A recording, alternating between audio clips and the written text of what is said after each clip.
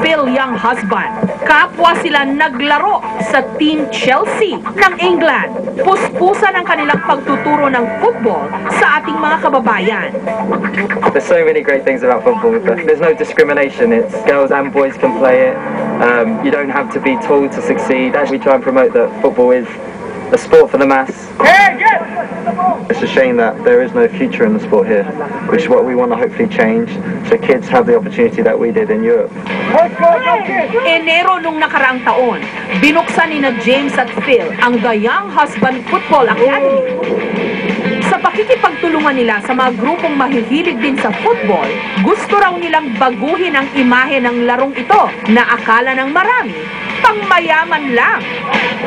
Nililibot nila ang bawat sulok ng Pilipinas para magturo ng football sa mga bata at sa mga public school teacher.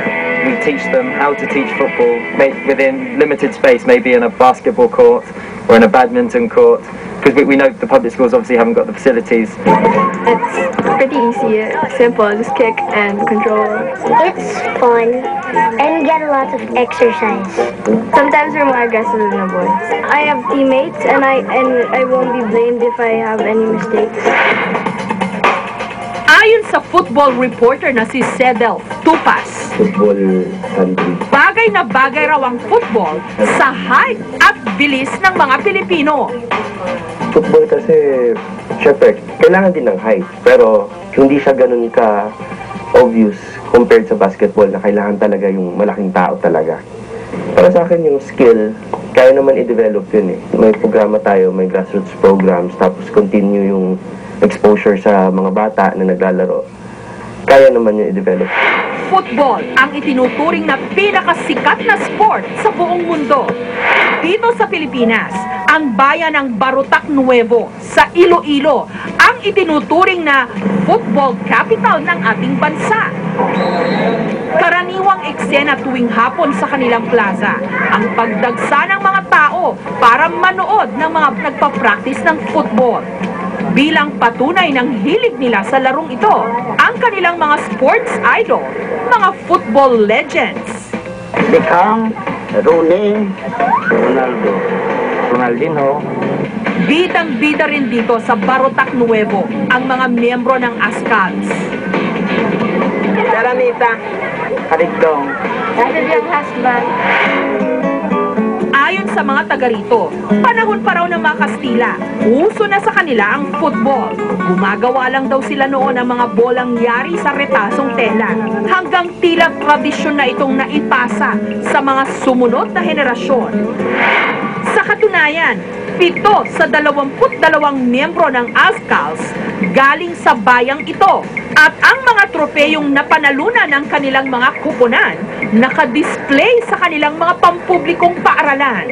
We have the potentials here. We have the talents. Yung mga players namin may mga skills. They are determined to play the national team. Maging ang pinakamalaking organisasyon ng mga manlalaro ng football sa buong mundo, ang FIFA o ang Federation International de Football Association, nagtayo rin ang football training center sa munisipyo ng Barotac Nuevo. Pero dahil sa kawalan ng pondo, napabayaan na raw ang training center na ito. The original plan is that ang mga national team sa football, dito na sila magstay. So the money used in paying those accommodation and food will be utilized for the maintenance operation of the center. Kaya ang mga batang mahilig sa football, kung hindi sa plaza, sa eskwelahan naglalaro.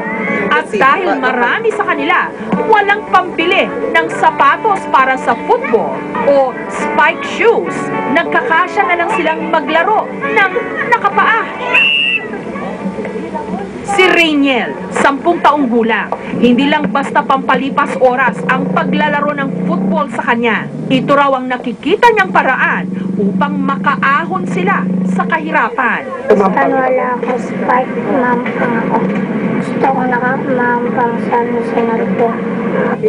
Ang mga sugat sa binti ni Rainiel, patunay din ng hindi niya pagsuko sa football. Umaasa rin si Rainiel na sa pamamagitan ng football, makakapag-high school at kolehiyo siya ng libre. para lalo siyang ganahan. Ipinakilala namin sa kanya ang dalawa sa mga miyembro ng Ascals na tubong Barotac Nuevo rin. Sina Ruel Hener at Mark Ferrer. Malaking posibilidad na magiging askal dito. Alam niya kagad yung ginagawa ng matanda kahit bata siya, pumapasok sa utak niya yung ginagawa ng mga matanda. Proud ako. Bakit? Magaling sila. Hindi mapili ang sport na ito. Kahit sino pwede. Kaya nga siguro bagay sa ating mga Pilipino. Bata man o matanda, payat, mataba, matangkad, pandak, at hindi lang mga lalaki. Pati mga babae, pwede. Meet the Malditas, ang women's football team ng Pilipinas. Una sa lahat, bakit Malditas naman ang tinawag sa mga women's football team natin? Kaya naging Malditas kasi even though they're pretty and beautiful, very tough pa rin sila. Taong 1985 pa raw nabuo ang Malditas. Ang kanilang MVP o Most Valuable Player na si Samantha, naniniwala raw na kayang-kayang makipagsabayan ng mga babae sa mga lalaki pagdating sa football. These are my most recent individual awards. I got MVP and Best Midfielder in the 72nd season of the UAAP. Our stature, our build, our heart, it's for football. And I want to prove to the rest of the world that we're just as good. In the middle of my foot. Bilang suporta sa bandera ng mga kababaihan, inaral ko ang ilang basic moves ng football sa tulong na mismo ng mga askal. Follow through. There you go. You can either control it first, or you can do that. Parang may kinabukasan. Sa anumang laro o sport, mabigyan lang tayo ng tamang pagsasanay at pagkakataon. Tsak!